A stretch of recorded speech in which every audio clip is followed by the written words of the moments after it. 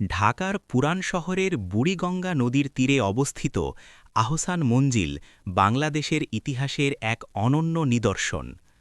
১৯ শতকে ঢাকার নবাব পরিবার এই প্রাসাদ নির্মাণ করেন। এটি একসময় নবাবদের আবাসস্থল ও প্রশাসনিক কেন্দ্র হিসেবে ব্যবহৃত হতো। গোলাপি রঙের জন্য আহসান মঞ্জিলকে অনেকেই পিঙ্ক প্যালেস নামে চেনেন।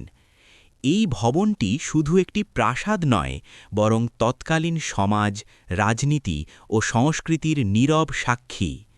ব্রিটিশ শাসনামলে এখানে বহু গুরুত্বপূর্ণ সভা ও ঐতিহাসিক সিদ্ধান্ত গ্রহণ করা হয়। ১৮৮৮ সালের ভয়াবহ ভূমিকম্পে আহসান মঞ্জিল মারাত্মক ক্ষতিগ্রস্ত হলেও পরে এটি পুনর্নির্মাণ করা হয়। বর্তমানে আহসান মঞ্জিল একটি জাদুঘর হিসেবে সংরক্ষিত, যেখানে নবাব পরিবারের ব্যবহার্য সামগ্রী, আসবাবপত্র ও ঐতিহাসিক দলিল প্রদর্শিত হয়। এটি বাংলাদেশের ঐতিহ্য ও গৌরবময় অতীতের এক জীবন